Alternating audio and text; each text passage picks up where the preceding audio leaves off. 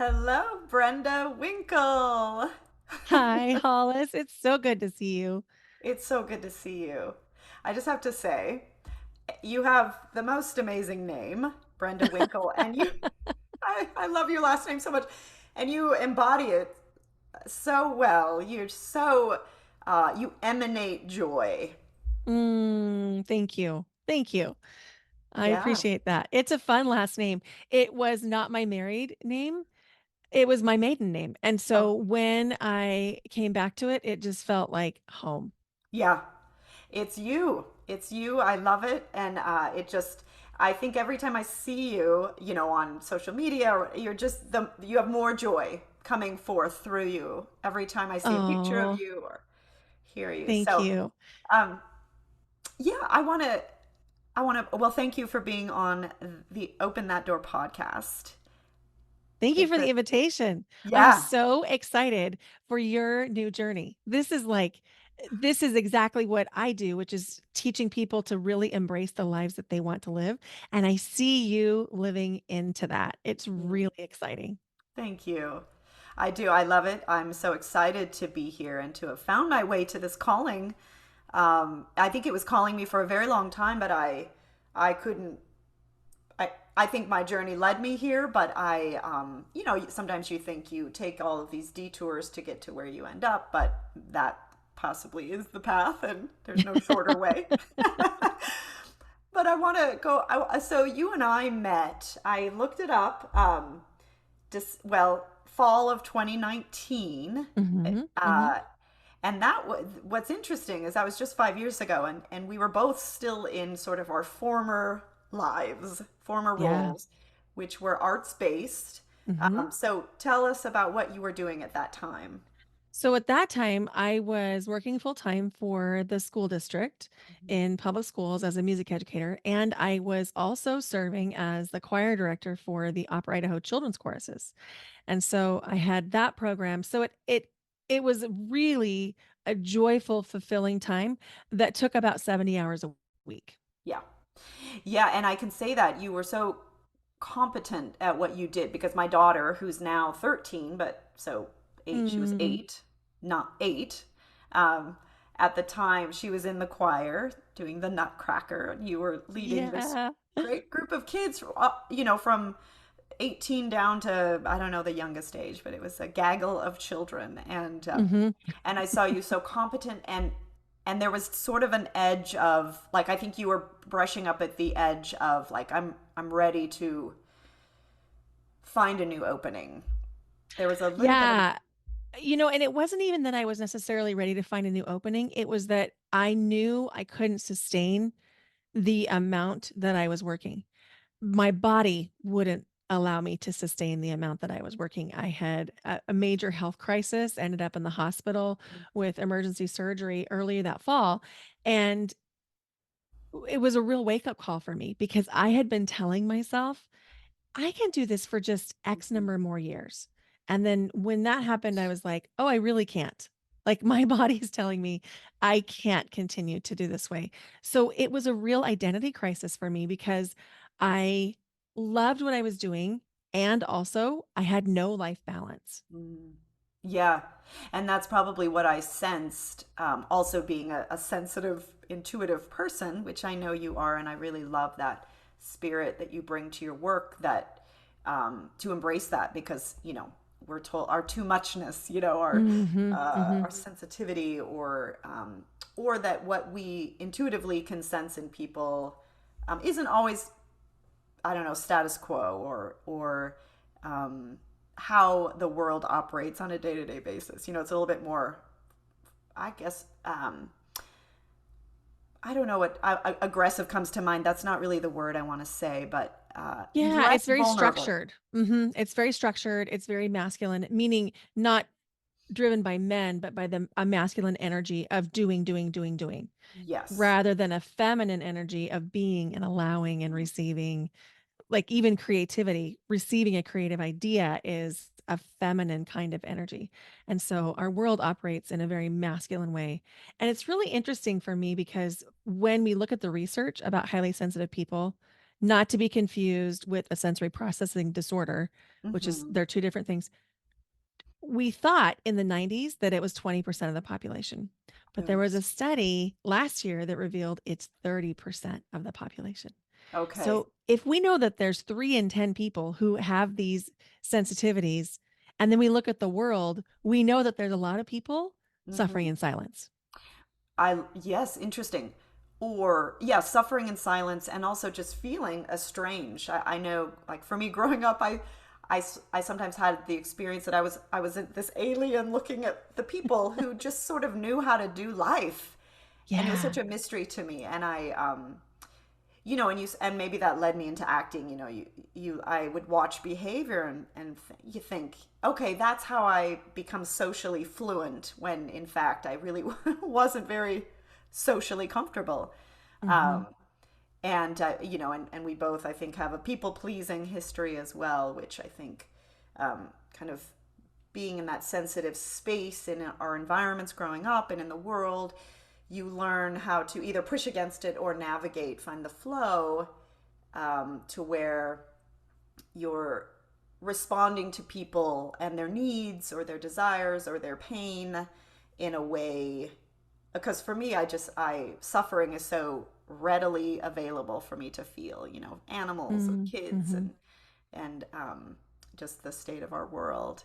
So, That's where people pleasing is born, because if we feel the suffering of others, we can feel it on all ranges. Even if I tell you no and you feel disappointed, I can feel that in my own system. mhm, mhm. And so a lot of people pleasers don't want to be people pleasers. They're highly sensitive people who don't understand how to create just a little bit of distance between the emotions of another person feeling disappointed with your no and your own nervous system. Interesting. So I want to go back to your story. So 2007 was sort of the beginning of your putting up a boundary and sort of claiming your life as it has become today, saying, I can no longer go on the way that I've been, which Mhm. is in service of other and depleting myself, and being in roles that just don't serve me in a way that allows me to serve the world anymore. Um, Yeah. and so, yeah, what was that journey like for you? So in 2007, well, in 2004, I moved from the Kansas City area to Boise.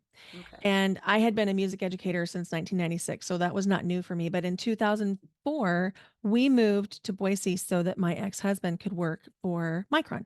Okay. And I was at home for the first time, and I was not very good as an at-home mom. I was really lonely, and I always joke that I got fired from that job because I don't think I was the best mother being Right. an at-home mom. I just hats off to people who are able to make that happen. Mm, I was not one of those people. I fell into a depression. mm. And so my former mother-in-law said, you need some friends. Those Mary Kay ladies down the street from me, they have meetings once in a while. Maybe you should become a Mary Kay lady." And I was like, "That's a great idea. I'm going to I do it." love it.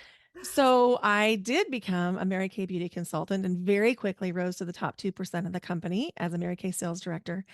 And I was not in a happy marriage to begin with, but that empowerment Mm, really was the tipping point of when things got dicey. And so the stronger I got, the worse my marriage got. And mhm. it came to a boiling point in 2007 when I left and moved into a domestic violence shelter. Oh, wow. And we lived there for the beginning of my tenure in the Boise School District. I was living in a shelter. Oh. And so I knew at that time that I wanted to give back, but I had no capacity to do that. And I Right. knew, like, I can't do anybody any good until I do my own healing. So I went Mm, on this like exploratory journey. Like, how do I heal from this? How do you do mhm, that? So mhm. I, did therapy and I did yoga. And then in 2015, I discovered Reiki. Mhm. And I was like, "Oh my gosh, for the first time ever, I don't feel like a weird person in the room. I feel like these are my people. Like, Oh. they are sensitive like I am." And it was just so empowering. And I felt like I belonged. I Mm, found community. And that really amplified my healing. very good. And so, the thing is that as a child, being highly sensitive, could see things and sense things and hear things and feel things other people couldn't. And I recognized as a very young kid that that freaked out the adults.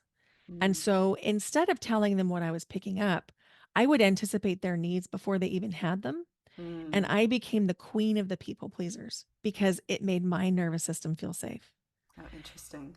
And so when I found myself in this situation in 2007, I knew it linked back to that.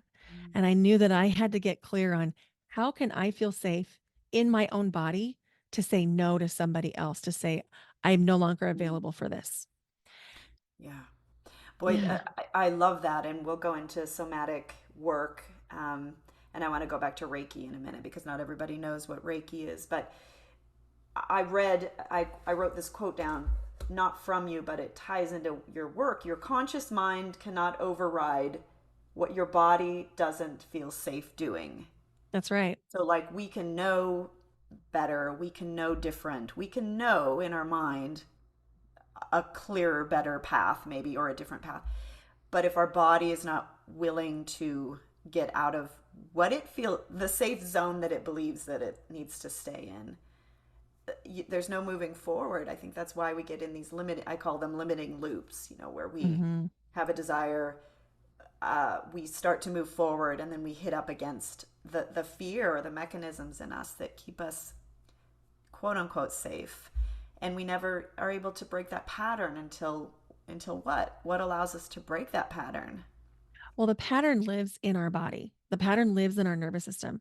So we have essentially two nervous systems. We have um, the autonomic nervous system, which governs everything that we don't think about, like your heartbeat and your breathing. And then we have the somatic nervous system, which governs your muscle movements and the things that you can control. But inside your autonomic nervous system, you've got two things happening. You have the sympathetic nervous system, which is your fight, flight, freeze, fawn, or flop.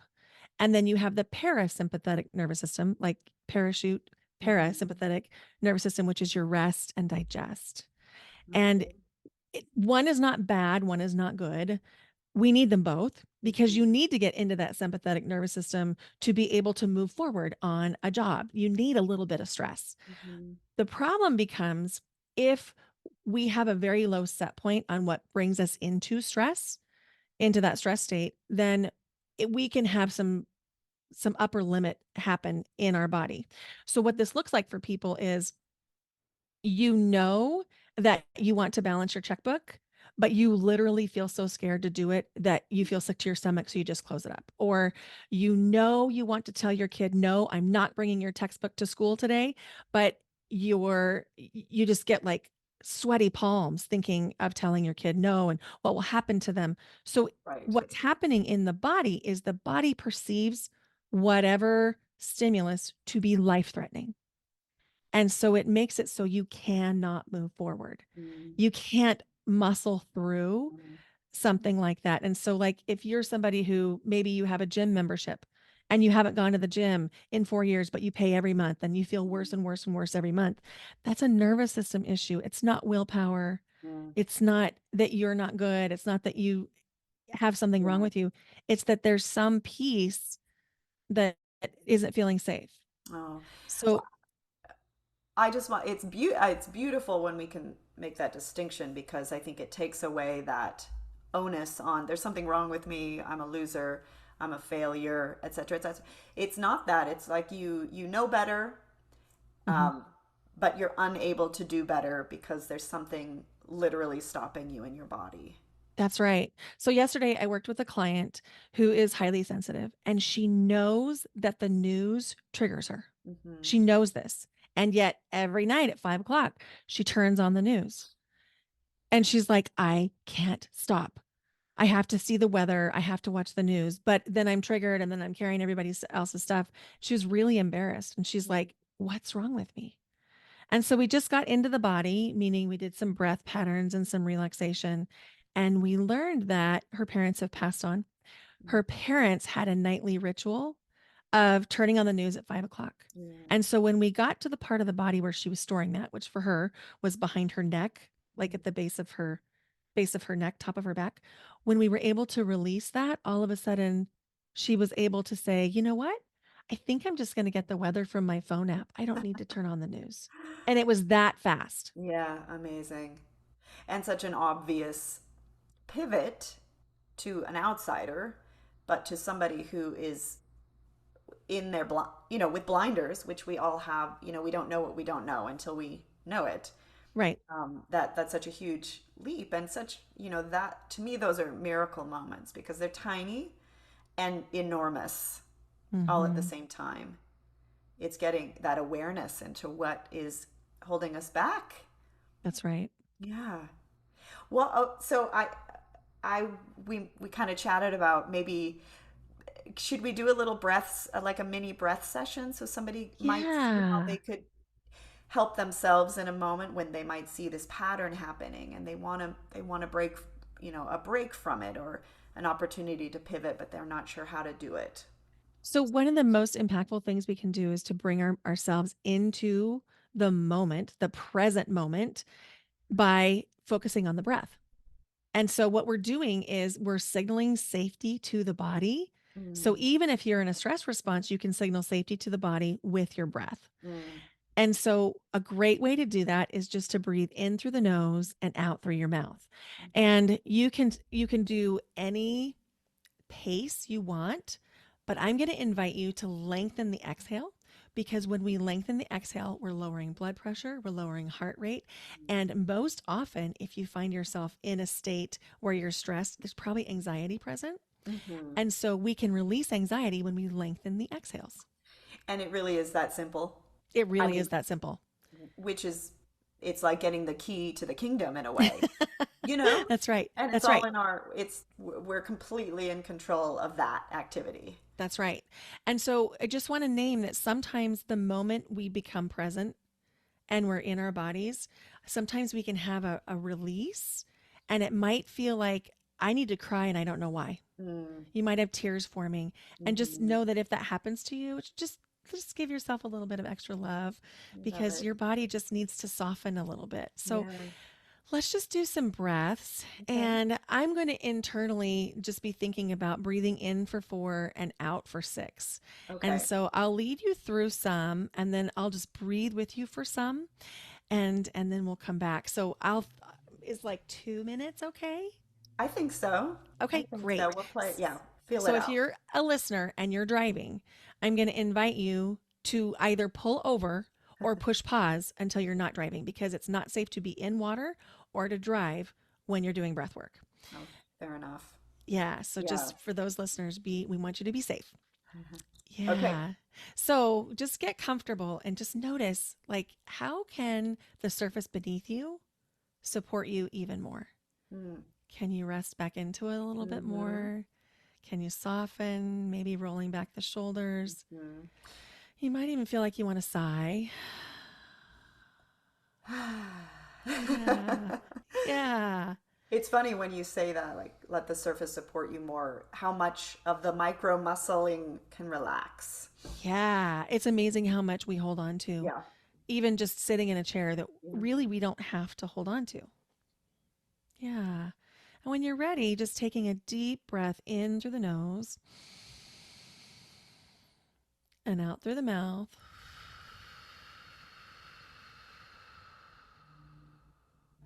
And we'll just do 5 or 6 more of those.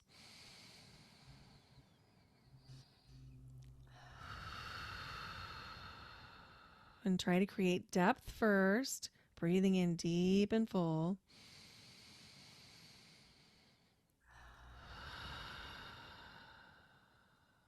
Few more. And now try to release any tension using your voice if you want. Maybe you wiggle.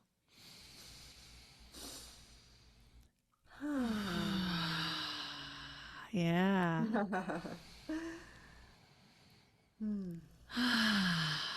Maybe you need to shake your hands out or shake the arms. We'll do 2 more breaths. Yeah, just notice the softening that's happening, Yeah. The tingling in my the face. tingling. Yeah. And the mind is not racing anymore. An invitation to place a hand or 2 hands on your heart just really connecting with you. Mm. And from this place, we took like a minute and a half and we changed the complete energetic configuration in Mm. your body with just a few breaths. And this is something you can put in your back pocket and do anytime, anywhere. I love it. Exactly. 1.5 minutes. Everybody has 90 seconds in their day That's right. to pause and breathe and bring their power and their life force back into their bodies. That's right. And if you're working with people, invite them to do it too. That was my start into breath work. Mm. Is I was desperate for some relief, and so I taught my students some breath patterns so that I could release the stress and trauma in my body. Yeah. And I had no idea it would work for them. And I had no idea that several years later I would actually do this full time. I love that so much. This is what I love about the people I've been inviting onto the podcast is these little tiny, some little calling in them. Previous guest, it was juggling. With you, it's Mm, breathing, breath work, how it can completely transform your life and inform your career, your livelihood, how you give back to the world at large. yeah. I love Yeah. it. It's so simple and everybody has access to it. Hmm. So, what I want to commend you on is you were in a shelter at the beginning of this journey. Yeah. And now you're a life coach. Your podcast, which is called Your Yes Filled Life Yeah, podcast, that's right. That's is in right. the top 5% of all podcasts. Yeah. It's kind of mind blowing because it started as a passion project, sort of like, let me see if anyone's going to listen. Yeah. And that's, I'm in the early stages of mine and it grow. You feel the growth.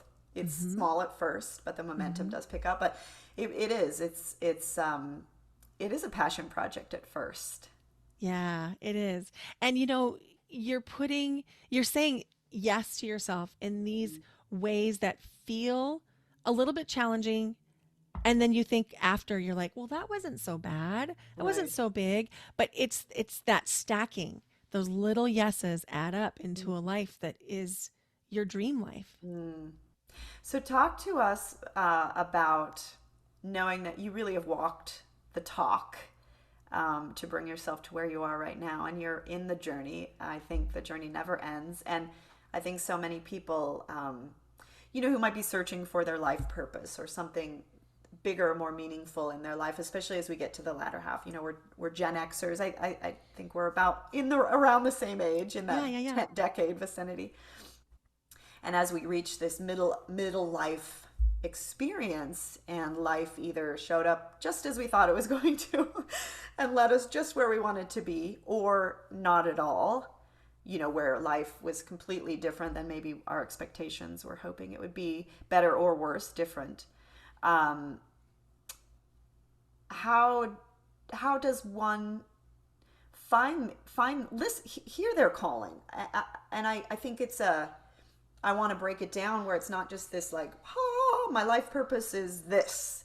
Yeah. It could be maybe a series of, like you said, what's the next small calling? Yeah. So this is a big question, right? Because when we talk about purpose, some people think about, well, the meaning of my life? Like, what does that mean? And I Mhm. would say it is that nudge that your soul is giving you. It's that curiosity that you just can't shake. It's the Mm. idea that won't go away. A lot of times our purpose is more evident than we think it is. So Mm. I have a client inside Second Chapter, which is my group coaching program. And she came in, she was a former teacher. She taught third grade. And she knew she wanted to do something different. She thought maybe she wanted to be a writer, but she wasn't lit up by the ideas that she was writing. And then she realized that what she really likes to do, like what makes her so excited, is having conversations around diversity, equity, inclusion, and belonging. Mm. And so now she's reaching out to organizations she's already a part of to serve in that role. Mm. And she's getting ready to create a life path around that. And so I think just leaning into the things that you like, that you feel excited by, that you really enjoy. And I just also want to say your purpose may not be your career. Those Amen. may not be the same thing. They might be, but they may Hmm. not be. And I think we need to give space for that. I agree. I love that you say that because I think sometimes we confuse purpose or calling with job description or Right. title, and they're Right. just two different things. My juggler friend is a renowned, uh, you know, keynote speaker. So he didn't see juggling at age 6 and think that's so I think you're right. I like to call it our livelihood because we may or may not be making money from our calling. But if we want to, there's a path for that. It's just being willing to get out of our comfort zone and kind of find um, ways to do that. But our livelihood really is, to me, it's how we're using our life in service of humanity. I mean, Yeah. Yeah. and that can bring in money or not. But the bigger, I think the bigger impact is what impact, what imprint are we leaving day to day in our lives in a way that when we get to the end of our life, we look back and we feel proud and fulfilled and like, yes, yes, yes, I heeded the callings within Mm-hmm. me, Mm-hmm. whatever they were, large or small, because that was how my path was opening up for me to um, leave a legacy. Yeah. And if if you're a listener and you're like, okay, but I can't even remember what I like. I Hmm. can't Yes, remember what lights me up. I yes. was there literally like in 2008. I was like just recovering from PTSD. I was trying to figure out the single parenting thing and I Mm, just felt overwhelmed. And people would say, go do something you like. And I'm like, I don't remember what I like. exactly. And so I sat down one day. My daughter was like 6. We sat down at the kitchen table and we tore up a sheet of 8.5 by 11 paper into little strips. Mm, And then we each wrote things that we know we like to do on the strips and we put them into a rose bowl, like a mm, round vase. And mm-hmm, then when we had time, we would draw from the rose bowl until we relearned what we mm, like. mm. And I developed something that is not, it's just so much simpler. It's just called the Feel Better Fast Guide.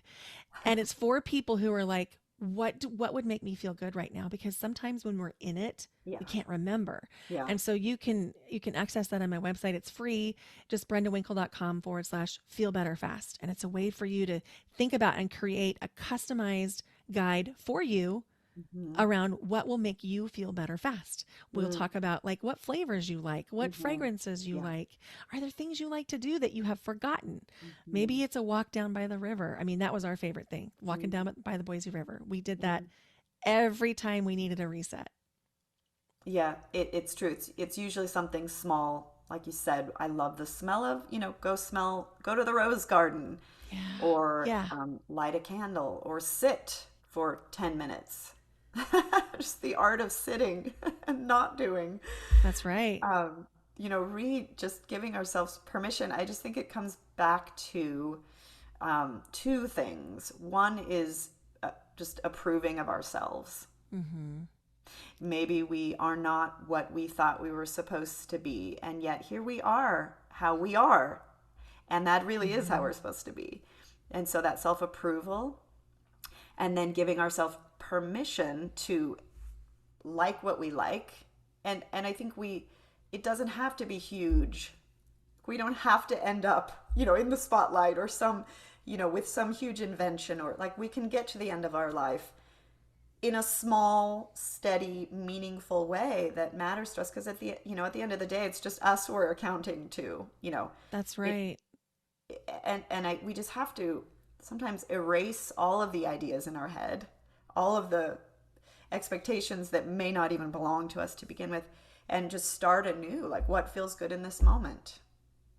That's right. And to your point, sometimes we think that it has to be huge and really high visibility for me to be making a difference. And that's just not true. You Mm-hmm. can make a difference in your classroom if you're a teacher. You can make a difference in your church. You can make a difference in your volunteer organization. And you're leaving a legacy just by showing up and sharing your love.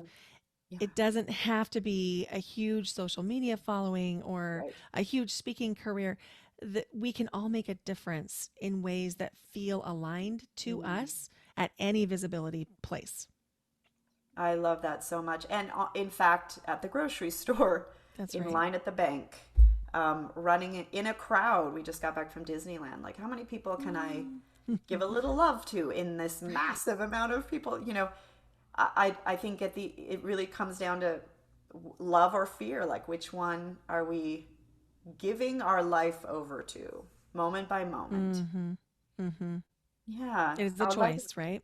It is a choice, and our legacy matters. I just want all of my listeners to know how vital you are on this planet, and your minutia, your little moments, the little ways we serve have huge, replicative, if that's even a word, ripple effects.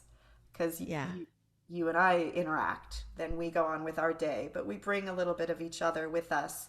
And if I make you feel bad, you're bringing that with you. If I make you feel good, you're bringing that with you. I That's think right. that's how we change the world. I do too. And I really believe, yeah, there's a place for big, sweeping, huge movements, but it's also in the day-to-day, in the one-on-one, in the personal interactions. That's where the richness really lies. Hmm. And it's how we reclaim our lives, because what we have power in each moment, in Hmm. how we choose to be in that moment, and how we choose to serve and give to ourselves and to others. And we just have so little control over, like you said, social media followings and the algorithms and the spotlight, and what allows one person to rise high up in a business, and another person, there's so much that's out of our hands, and the nation in which we live, and Hmm. the war, a war that's out of our, just, but it's when we come back to what do I have control over, what is my power. I think we contain multitudes, and our power really is endless. That's right. I'm just curious, what gave you the courage to move from your arts-based career Mm-hmm. as an executive Mm-hmm. to living into what just feels so juicy and ripe and like it's just so much connected to your purpose? What Mm-hmm. gave you that courage? Oh,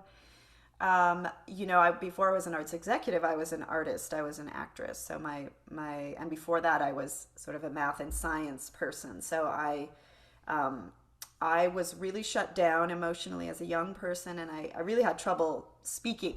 You know, like I had a lot of fear about just speaking to people. And I kept getting a nudge in college to take an acting class. And so I finally did, and I really gave over to it. And it was the perfect path for me for many years. I did physical theater, and it just allowed me to kind of, I think, in a way, release the trauma and the energy that had been stored and packed in there. It allowed me to find Mhm. my voice, and it worked for me for many years. And then, I became an arts administrator sort of by accident, just by putting on my own plays and starting my own theater companies, and then getting hired on by bigger companies to run those organizations. Um, and I reached the end of that journey, sort of, just shortly after you and I met. Um, and I kept getting, I would follow coaches online, and I just have always been a really hungry student for personal development, and have really studied it starting way back in, about 25 years actively, in taking courses and whatnot. But I could not see myself. I couldn't make that leap mentally from performer, sort of playing the role that everybody else gives me, to becoming my own voice, my own new thought leader, which is really what I identify as now. And I think I just kept pushing up against, well, these women are doing it, but that I can't. That's not for, And sometimes you push against something, it calls to you, and it might not feel good, but it won't let up. So I think it was I sold real estate. I still do. Once I sort of jumped into the entrepreneurship world and found that time freedom, and um, and more, and resource freedom, really, where you can, kind of decide how much money, in a way, you want to make. And there was just a little more freedom in all regards. I just had to, at some point, you just have to do it. That's Like, right. You just have to say, I am going to do this now. yeah, There's never a right time. There's never enough yeah, safety. There's never enough savings. There's never a yeah, plan that is like, okay, I think all the ducks are in a row now. yeah, never. And Never. it is terrifying. I'll say it's juicy, and I'm I probably live probably 80% of my time has some anxiety. Like, it's rare that I have a day of just I have free time, because you're Mm, sort of creating your career moment by moment. And um I have to really come back to, I have all the freedom in the world. right. I'm making the decisions, but it's um yeah, it's kind of that free fall, you're in free fall when you create a career from scratch. And so it does take a lot of courage. But Yeah. I think you have to get to the point where you're like, I can't, I am, I'm falsely living by doing something else. It Yeah. just You can't. can't not do it. Yeah. Exactly. So I sometimes I say something and I'm like, oh, that's good. I'm going to remember that. And I said, I said something this week inside my second chapter call, and it was the antidote to anxiety is the present moment. Mm, mm, mm-hmm. And so I admire what you do. I love what you do, and I relate to it. And there, okay, I have so much to say that's running in my brain. I can hardly keep up. But one thing is, I just met a communication coach who teaches communication through acting Oh, interesting. because she's a psychologist Yeah, and she recognized that there was a connection between people being able to act their way into the parts of themselves that they wanted to be. And so I just absolutely. love that that was your background too. And then the second thing was, you know, I never pictured myself as a breathwork facilitator. Hmm. I went to a retreat once and I met a breathwork facilitator and I mocked her. I was like, that's a job? Yeah, right. I mean, Yeah. So, oh, yeah. I love that. Yeah. So that, as insight to somebody who might be listening, who is rolling their eyes at some career or person, but Mhm. secretly sort of attached, you can't get Mhm. them out of their mind, that might be your clue to lean into that a little more. And because there's a little bit of a giving up of identity in order to embrace a calling. Totally. For you and I both, I last year I really shut the door. I closed the door on my acting career by choice, Mhm. joyfully. I was done with it. I'd been done with it for a while, and hadn't really honored that truth for a while. And so when I finally did that, was such a, it was easy to shut down.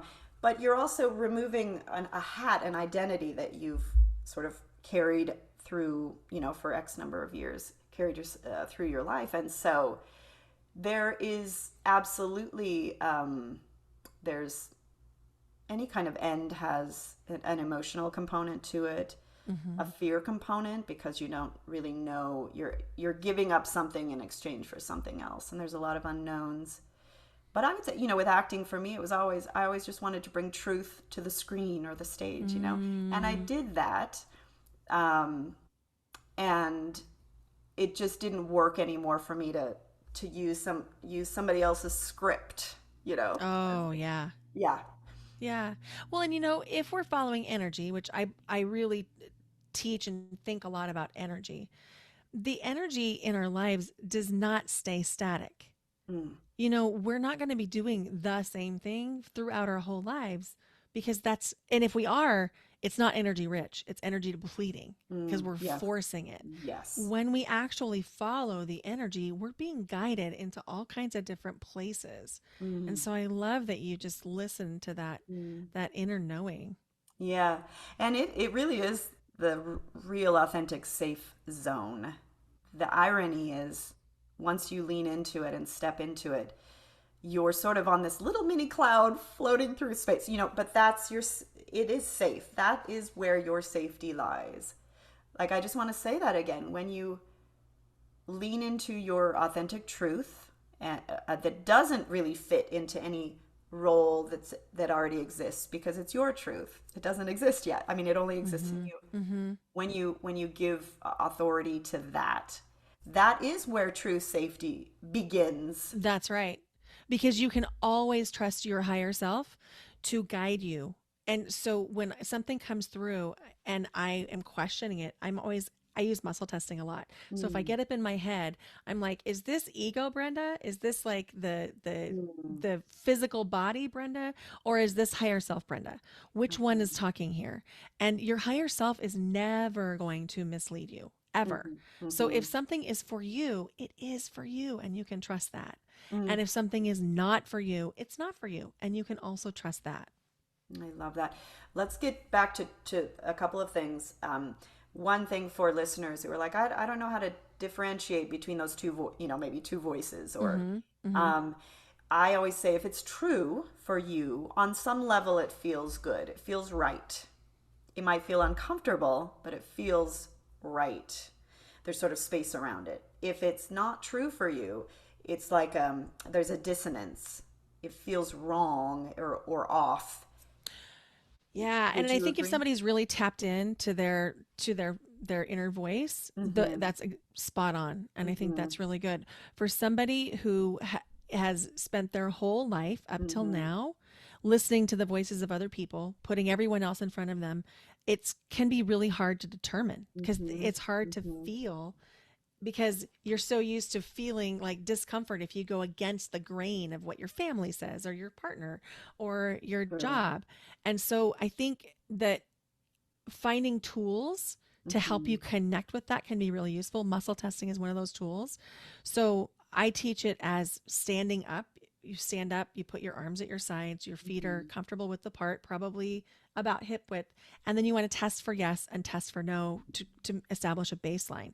So I always say my name is for my baseline, and then my name is something like my dog's name for my no. So if it's a positive yes, you'll gently tip forward. Okay. If it's a negative no, you'll gently tip backward. And the reason we always want to test for yes and no is you can be dehydrated and not in your body. You Mm-hmm. can be under stress and not Mm-hmm. in your body. And so you Yes. can get false positives and Yeah. false negatives.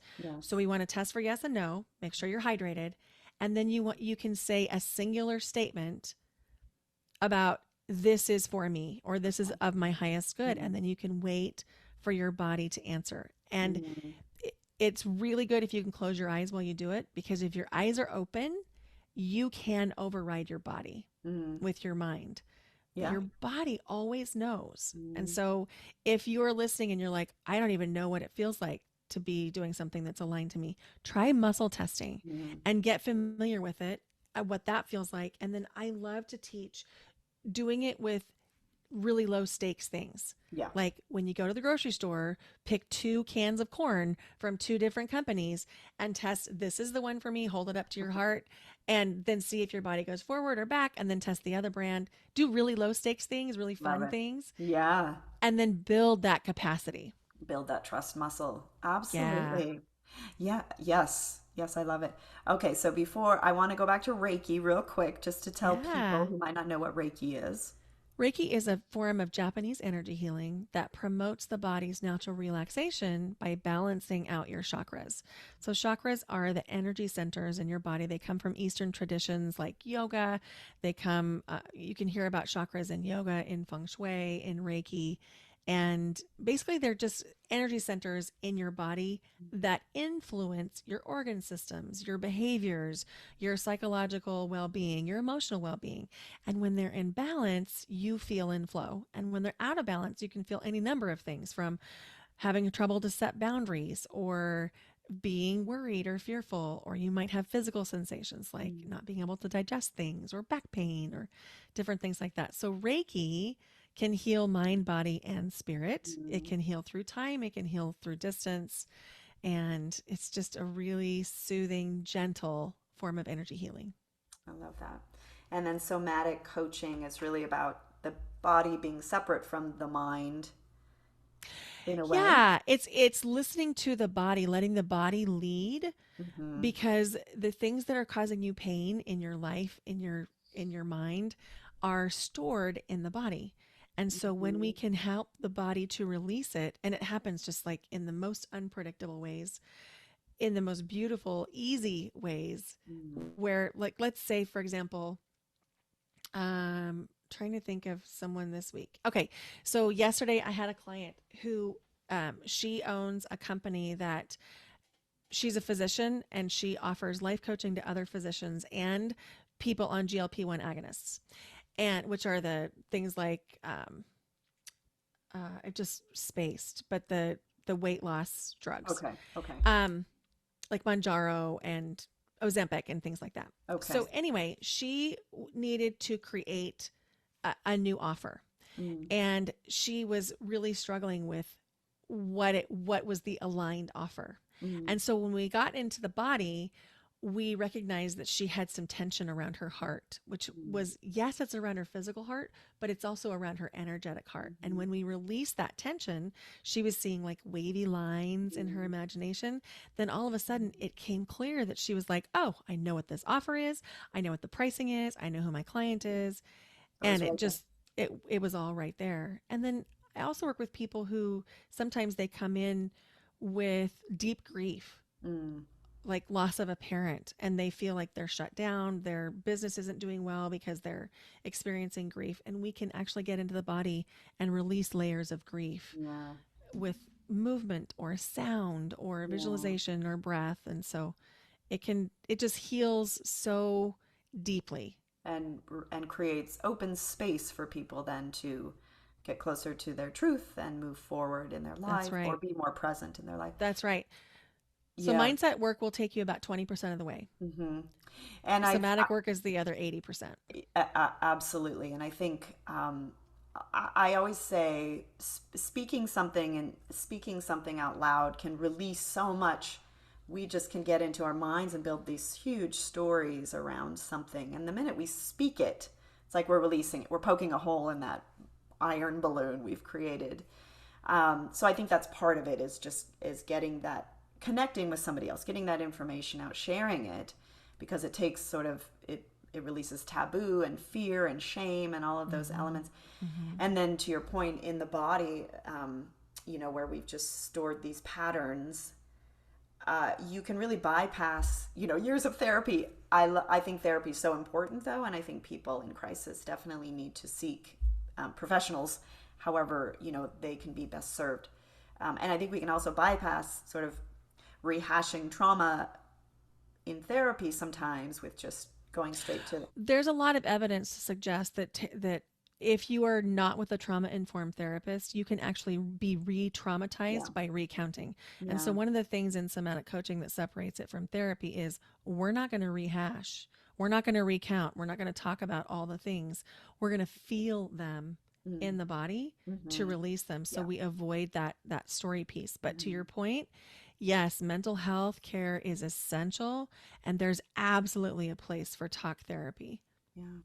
Yeah, and then all that information that's in front of us and inside of us and maybe in our way, or I I want to encourage people to see it as information that is helpful ultimately. I don't think, you know, I want I'd love to be in a world where there's less of a focus on what's wrong with me and more of a focus on what's right with me. What is this information? What Totally. is this pain point? Let's go into it instead of avoiding it and see what gold lives inside of it. That's It really right. is. I think it's all there for a reason, and it's our job to lean into it and go into it and through it. Yeah. So my dad is not, he's having some health problems right now. And yesterday I had this ache in my clavicle, which that's Mm-hmm. a weird place to have an ache, like in your collarbone. And so I reached out to one of my somatic coaching friends because we help each other, we support each other because we need the work too. Yeah, yeah. And so the release was just needing to release myself from any guilt around Mm, not being there to help, mm, because I was just there to help. And mm, so sometimes it can be something like that. mm, And it was actually physical sensations. There was puffiness along the bone. mm, And then after that somatic session where we just move through with movement and breath, the puffiness was gone Mm, and the clarity in my mind and my thinking was back. mm. I love it so much. I want to encourage people listening, really fi find it in your breath. Find your breath. Your breath is your life force. It truly is our life force. That's right. And it's our way through. It's our way to That's it. open that door. Open that door. And Mhm. all these modalities are like a menu. If one doesn't taste good to you, find something Mm. different. Yeah. There's lots of Yeah. modalities out there. And for somebody who's listening who might just want a little safe, not a little, but a safe place to start, who maybe, maybe they can't afford to hire a coach or go, you offer some free breathwork sessions. Is that right? Yeah, Kristen? I'm on Instagram every Tuesday at 2 p.m. Pacific with a Okay. breathwork session. And then I have a breathwork session that is that you can download by going to brendawinkle.com/breathe. Okay. And it's changing form just a little bit. It was breathwork to strengthen and trust intuition. Mm. And it's going to be, depending on when listeners go to that link, it's going to be a futurescaping breathwork and meditation where they Great. can futurescape the life that they want. I love it. Well, on that note, so yeah, check Brenda out. She's on all the social media outlets, platforms, brendawinkle.com. It's been a pleasure. You truly are a breath of fresh air, my dear. Mm. You Thank really you, are. Hollis. Thank you for having me. I just love a chance to talk to you, and Yeah. I'm so grateful for the work that you are doing in the world. Thank Thank you. you so much. And likewise, keep lighting this world up. We need it. We do.